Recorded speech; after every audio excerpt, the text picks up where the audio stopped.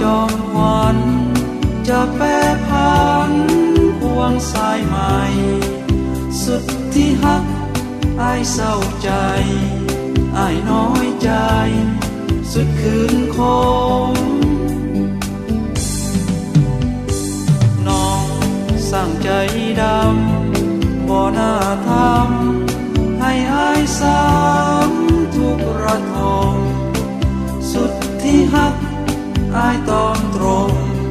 สุดคืนคมเศร้ารา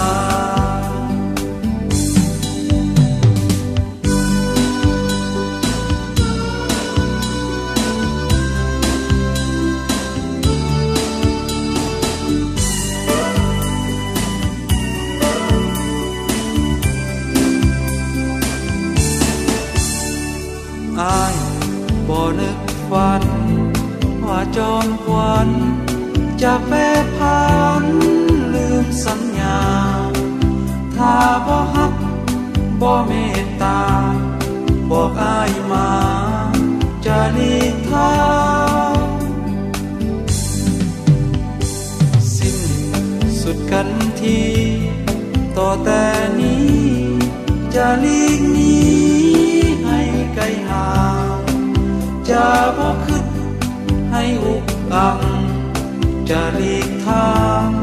ให้ดวงใจ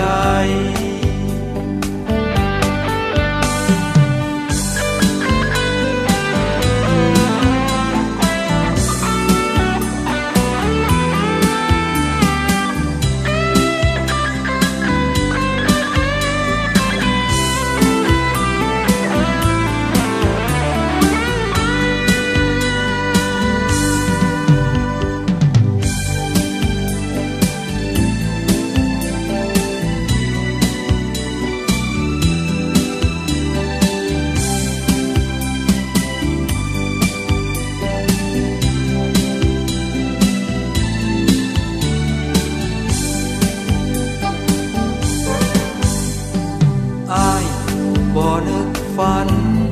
ว่าจอมขวัญจะแปรพันลืมสัญญาถ้าบ่ฮัก